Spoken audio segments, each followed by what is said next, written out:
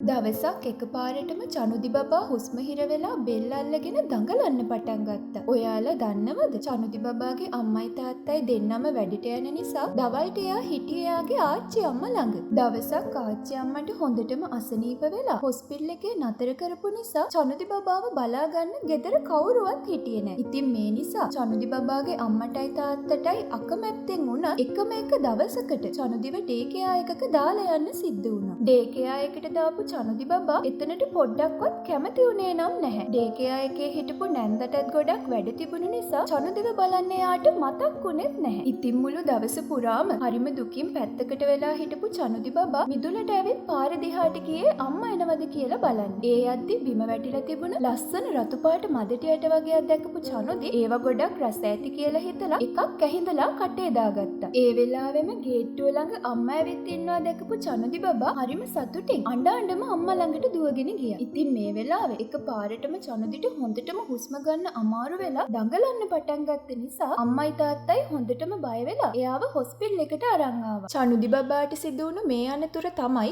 මදටියට එයාගේ ශ්වසන මාර්ගයට ඇතුළු වීම නිසා ශ්වසන මාර්ගයේ අවහිරයට පත්වීම. මේ සඳහා වැඩි අවදානමක් සහිත වයස් කාණ්ඩය තමයි අවුරුදු 1-3 අතර දරුවන්. මෙවැනි සිදුවීමක් සිදු වූ විට වහා මේ හඳුනා ගැනීම ඉතාම වැදගත්. එවිට දරුවා පෙන්වන ලක්ෂණ ලෙස එක්වරම ඇතිවන අධික කැස්ස, අධික ලෙස හුස්ම ගැනීමට අපහසු වීම, තොල් නිල් පැහැයට හැරීම, එක්වරම කතා කිරීමට හෝ ඇඬීමට අපහසු වීම, හුස්ම ගන්නා විට පපුවෙන් ශබ්දයක් පිටවීම වැනි ලක්ෂණ හඳුන්වන්න පුළුවන්. එම නිසා මෙවැනි අවස්ථාවකදී දරුවා රෝහලට රැගෙන එන තෙක් දෙමාපියන් වන ඔබ දරුවාට අවශ්‍ය ප්‍රථමාධාර ලබා දීම මගින් දරුවාගේ ජීවිතය බේරාගත හැකියි. මෙහිදී ප්‍රථමයෙන්ම ඔබ සංසුන් වන්න. මේ අවස්ථාවේදී දරුවාට තනිවම කහින්න හැකියාව තිබෙනවා නම් ඔබ දරුවාව හොඳින් කහින්න උනන්දු කරවන්න. ඒ වගේම ඒ අතරතුර ආග්‍රහණය වූ ද්‍රව්‍ය ඉවතට පැමිණෙනවාදැයි නිරීක්ෂණය කරන්න. දරුවාට තනිවම කහින්න හැකියාවක් නොමැතිනම් ඔබ වහාම ක්‍රියාත්මක වී ප්‍රථමාධාර ලබා දීම ආරම්භ කරන්න. ඔබ ආරක්ෂිත ස්ථානයක වාඩි වී ඔබගේ එක් අතක බාහුව මත දරුවාගේ හිස හා මුහුණ පහළට සිටිනසේ ආරක්ෂිතව තබා ගන්න. එම අතේම අත්ල මගින් දරුවාගේ නාසය අවහිර නොවන ලෙසත් ගෙල ප්‍රදේශයේ තද නොවන ලෙසත් ආරක්ෂිතව දරුවාගේ හිසට ආධාර කරන්න. මෙහිදී වඩා ආරක්ෂිත පියවරක් ලෙස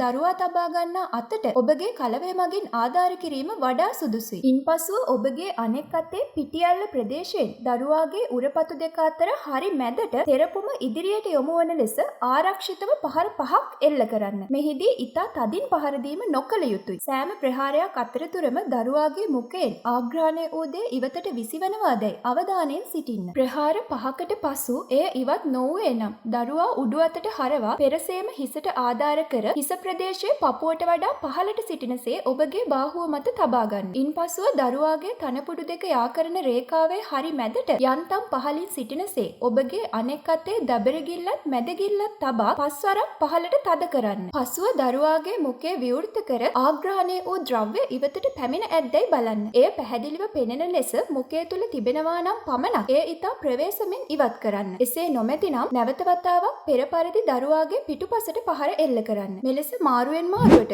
දරුවා රෝහලට රැගෙන එන තෙක් හෝ ආග්‍රහණය වූ දේ ඉවතට පැමිණෙන තෙක් සිදු කළ යුතුයි. දරුවාගේ වයස අවුරුදු 1ට වැඩි නම් පිටුපසට පහර එල්ල කිරීම පමණක් ප්‍රමාණවත්. එලෙසම මේ අතර වාරයේ ආග්‍රහණය වූ ද්‍රව්‍ය ඉවත් වුවත් නැතත් 1990 අංකයට ඇමතුමක් ලබා දී ගිලන් රථයක් ගෙන්වාගෙන හැකි විගස රෝහලට පැමිණීම අනිවාර්යයි. ඒ වගේම තමයි කිසිම විටකදී දරුවාගේ මුඛය තුලට ඔබගේ ඇඟිල්ල ඇතුළු කර සෝදිසි කිරීම, දරුවාව තදින් සෙලවීම, දරුවා සිරස්ව තබාගෙන පිටට පහර දීම, දරුවාට ජලය පානයට ලබා දීම හෝ දරුවා රෝහලට රැගෙන ඒම ප්‍රමාද කිරීම සිදු කරන්න එපා. මෙවැනි අනතුරු සිදුවීමට ප්‍රථමයෙන්ම වළක්වා ගැනීම දෙමාපියන් වන ඔබගේ වගකීමක්. ඒ සඳහා දරුවා ආහාර ගැනීමේදී දරුවාට පහසුවෙන් සැපීමට සහ ගිලීමට හැකි ලෙස ආහාර ලබා දීම, ආහාර ගන්නා විට සෑම විටම වැඩිහිටියෙක්ගේ නිරීක්ෂණය කිරීම, දරුවා අඬන විට හෝ කලබලකාරී විට ආහාර දීමෙන් වැළකීම, සෙල්ලම් බඩුවල ඇති කුඩා කොටස්, කාන්දම්, බැටරි කැබලි වැනි අවදානම් දෑ ඉවත් කර තැබීම සහ